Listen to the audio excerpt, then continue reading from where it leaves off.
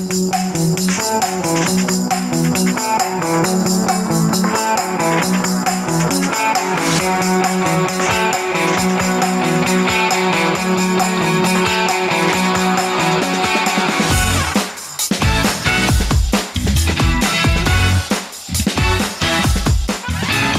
everyone. Welcome to another episode of the Alex Questa Daily Show.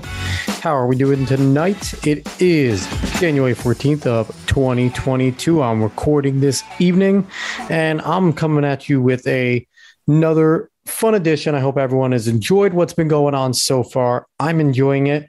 I'm still feeling better. I've got a little worse today with my little illness, popped back in for a little bit, but I am still feeling better, good enough to do the show. So that's good for everybody here. We're going to have a lot of fun today because I'm going to bring you guys White House / CNN comedy hour in this episode. So what we're going to be talking about today is a fun little article. Oh, and before we get going, before I get into all that fun jazz and I get caught up, please, if you like what you're listening to, subscribe, follow wherever you're listening to this, rate it 5 stars, share this around, word of mouth, tell people about it, because the more people share this is the best way for this to get out is organically. So please do all those things and help us grow here so we can continue to do fun things like this, break down these articles and talk a little more truth out there, because the more truth going out there, the better. So thanks again for listening. Please share this, rate it. Let's get into it. The article, again, from CNN, it's an analysis piece, so I'm going to put that out there. It's not news, by Cillizza. I think that's how I say his name. He's a CNN editor at large there. And it's from, I guess, his own personal thing, The Point on here. And the title is it's fantastic. The White House just put out a baffling polling memo. Now, this is from the 14th. This is from today. In the evening, it was updated at 3:22 p.m. was the last update. So we're going to get into this article because it's hilarious, and it's hilarious for all the right reasons. And I'm going to break it down some more as we read it. So here we go. The White House wants to get something straight. President Joe Biden is unpopular, but he's not that unpopular. Sorry, Chris. Yes, he is. He kind of sucks. So let's continue. Yes, really. Witness a polling memo released Thursday night by Deputy White House Chief of Staff Jen O'Malley Dillon that takes issue with the new Quinnipiac University poll that shows Biden's job approval at a meager 33%. Quote, this week's Quinnipiac poll, just like Quinnipiac's poll for the last 5 months, is very likely an outlier, end quote, writes Dillon. Now, Quinnipiac poll has been one of the ones scorching Joe Biden. I think he's been the lowest there, like they said, for the last 5 months and running in the 30s. He's been worse there than he has been in the Rasmussen poll. And Rasmussen poll is usually one of the greatest enemies that they have in the left. So it's been interesting to see. And obviously, the White House sees this number 33%, and it scares the hell out of them. Now, let me give you a reasoning here. One of the main reasons why 33% scares them is because if a president dips under 30% on any of these major polls, then it is a confidence shot to the rest of the party, basically that this individual cannot lead their party anymore. I think Nixon got into the 20s and then they asked him to resign.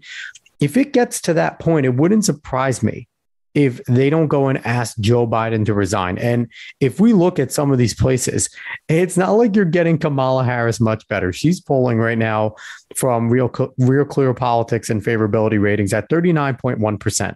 So you'd be passing the torch to somebody right there in the 30s, not very popular either. So yes, they're trying to downplay this 33% at Quinnipiac because it scares the hell out of them. Let's continue with the article.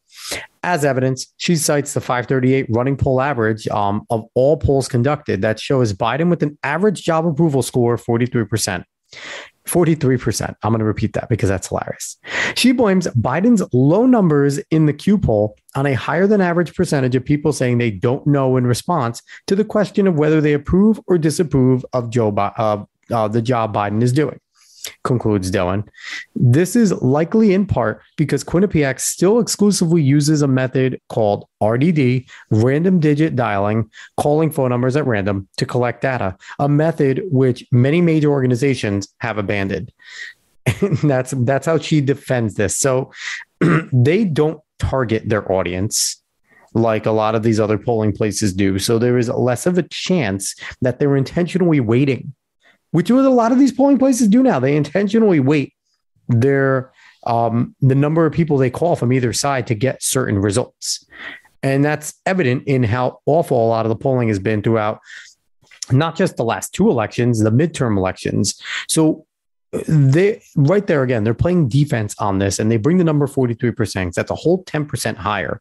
It's still awful, but it is a whole 10% higher. And as I have the Real Clear Politic up today, right now, January 14, 2022, as we sit, the approval rating's at 41.6%. This is at 11:03 that I'm recording. So it is already lower than when this article was updated at 3:00 today. So yeah, it's not doing good. Let's continue. So it says, which maybe, but take a step back here. This is the Biden White House fighting to make sure roughly 4 in 10 people approve of the job that the president is doing, as opposed to 1 in 3 approving. Even if we take Dillon at her word, and I think we should, then Biden is in rough shape politically. Yeah, of course you think you should, Chris, because you are cheerleading for the Bidens to do better. So yeah, let's take them at their word and hope that 43% is the right number and that Quinnipiac is dead wrong. We'll continue. Compare where Biden stands today to where his predecessors have been. Biden is at 43% approval in the latest Gallup monthly poll. So they're going by Gallup here. At roughly the same points in their presidencies, here's where the last 7 people to hold office were. They have Trump there at 37, Obama at 50, W. Bush at 86, Clinton at 54, HW at 71, Reagan at 49, Jimmy Carter at 57. They give credit to Gallup Presidential Approval Center, which is an invaluable resource. With the exception of Trump, Biden is in the worst shape of any of them. And of course, Trump's Republican Party lost 41 House seats and the majority of the 2018 midterms, and Trump himself lost his bid for the second term 2 years later. So let's remind you that Trump was under constant attack. He had the Russian fake bullshit collusion coming down against him constantly in there. There were already grumblings of impeachment. They tried to impeach the guy before he even actually got inaugurated. So he was up against a ton of media scrutiny from this particular outlet as well as many others. And people are going to turn around and they have the stupid puff pieces. Biden faces tougher media scrutiny. He faces tougher media scrutiny about the actual job that he's really shitty at. The economy is awful. And it's not getting much better. They point to his jobs number that he created. He missed again by 300,000 jobs in December. I don't know where they pulled this from, but not to make excuses. Trump's polling was terrible at that point.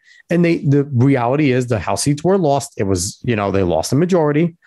And we're looking to see something more of a bloodbath coming this term. So it seems like Chris is trying to get the party ready for what's about to happen. We're going to continue, which means that being in slightly better polling shape than Trump is nothing for Biden to brag about. A 43% job approval score, if it holds all the way through November, and there is some evidence that this is not an exception, but rather the rules for Biden at this point, Democrats are very likely to lose the House and no better than 50-50 shot at keeping the Senate majority. They're very hopeful, everybody, with that Senate majority 50-50 shot. It is not likely with what it's looking like that they're going to be able to keep it. And that is not good. And at that point, they're going to be rooting for it to drop under 30%. I'll watch that.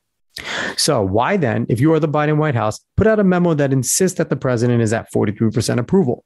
Well, it's because 43% is a number that worries Democrats on the ballot in November, while 33% is one that incites full-on panic. They put in parentheses, it's worth noting that in CNN's latest poll of polls, which includes the 4 most recent national polls on the president's job rating, approval rating, has him similar at 42%. If that means anything to anybody, it shouldn't. With Democrat retirements in the House coming fast and furious, and Biden's attempt to push for the Build Back Better Act and new voting legislation stalled, the White House is in crisis mode, fighting back against the idea that the presidency is sinking, and now is the time to jump ship. Yeah, a lot of people are jumping ship, and we have ridiculously enough, two bastions protecting freedom in Senator Manchin and Senator Sinema, insisting that a filibuster that was used ridiculous amount of times by the Democrats and consistently used by the Democrats throughout history as well, they're the ones defending it and understanding that a simple majority leads to dictatorship and tyranny every single time. And that is what the left is pushing for. Let's get a simple majority and let's get rid of the 60-40. Which is what people need to realize. And everyone talks about the voting rights are so important. Build Back Better is so important. If it's so important, then rally 60 members to get it done. Our government has always been at odds. Both sides have always been at odds. And if it's important enough, we either get things done unanimously or we get them done at, a 60-40 line. But it gets done if it's important enough. It's not important enough to get this stuff done. The writing on the bills are probably not good enough to make compromises. So no, the filibuster should not die. I'll continue here. We're in another parentheses. Also worth noting, talk of Biden's presidency imploding is rife these days. And then he promotes an article by Julian Zelizer that I did not read. Hence, Dillon's conclusion that quote, the president and congressional Democrats will build on this progress from 2022, addressing price increases, mitigating supply chain bottlenecks, implementing the bipartisan infrastructure law, and making addition progress fighting the virus. So let's break down these because these are fantastic. The progress they're going to build on in 2022. Okay. Addressing price increases. Since when has price increases ever truly gone down in anything? When things go up, they usually stay up. And you notice they didn't mention about energy and about gas. They don't care about the gas prices really going up because their goal is to make everything electric. So right there, that's comedy right there. They're not going to succeed on that. They failed on everything else coming to that. Mitigating supply chain bottlenecks. I believe there's still like 90 boats on the coast of California, and we're seeing the supply chain bottlenecks still cause havoc. And I've seen some stupid people on Twitter like, wow, it started under Trump. Yeah, but this guy took the presidency promising to fix all this stuff. And when you take on a problem, it becomes yours. And he hasn't done shit. He hasn't done anything in 2 years to make it better. If anything, he's made it worse. So that's another comedy hour. Implementing the bipartisan infrastructure law. I'm tired of them calling things bipartisan when it's 5 members. I get it. There was a lot of turncoats on this one, but we need to get rid of the term bipartisan because it's stupid and it's a dumb political talking tool. And making addition, this has to be a typo, additional progress fighting the virus. Yeah, doing a great job fighting the virus by just letting it take its course. That's actually what's going on right now. It's just taking its course. Everything we've done to mitigate it hasn't worked. It's hit every single country, and Omicron is extremely contagious. All they're doing right now is letting it take its course and continuing with the bullshit about masks, saying that they work, which they do not. Let's finish up this article. The shorter version of this pitch goes like this. Stick this out. It has to get better, which I get. But man, you are in a dark place politically when winning is convincing people that the president is at 43%. And Mr. Cillizza here is happy to be their cheerleader because the top of this made it look like this was going to kind of be like a scathing thing. But instead, it just became a little comedy puff piece. So, how do you defend this? And they said that, and he's not in great shape, but we can do it, Democrats. This is the problem. And this guy's an editor-in-chief, an editor at large at CNN writing this piece. This is the problem. The journalists like to hear their opinions a lot. They'd like to bring their own opinions out now. And that became prevalent under Trump. I'm happy this was labeled analysis, but come on. How are we going to trust an editor at large with a piece like this? That's basically saying that he's only a little bit better than Trump and let's prepare for the bloodbath, but we're going to take them at their word that it's not that bad. We're going to try and make it better. Come on, man. This whole piece is a joke. Talking about, I don't like polls as it is. the approval rating polls are, I guess they're okay. If you look at some of the methodologies, some of the sampling numbers, the last Reuters Ipsos was 1,000 adults, 2,000. They're not, a lot of these samples aren't fantastic. Some of them have big numbers. If you go over to 538, some of them have like 45,000 people, the morning consult. That has them at 43% approval. That one I like a lot more. 45,000 person sample. That's a huge sample. And 538 has their stuff weighted. They have them at 42.2%. It's not good. I don't care. Anyone wants to spin it. It's not good. Biden is in the tank. He's doing terrible. He's doing a terrible job as president. And this isn't just media scrutiny like a lot of the blue checks on Twitter and around like to say that he's getting a bunch of media scrutiny. No, he's not. His media scrutiny is warranted because it's affecting all sides of the political spectrum. His ineptitude is affecting everybody. It doesn't matter who you vote for. The only people it's not affecting is the elites who live on regardless of what goes on. So this guy sucks. The polling, whether it's 42, 43%, 33%, it's bad. He's a bad president. He has not done what he's promised at all, or even seeming attempted to, especially unifying the nation and curing cancer. I'm never going to let him get over his claim that he was going to cure cancer because he hasn't done that.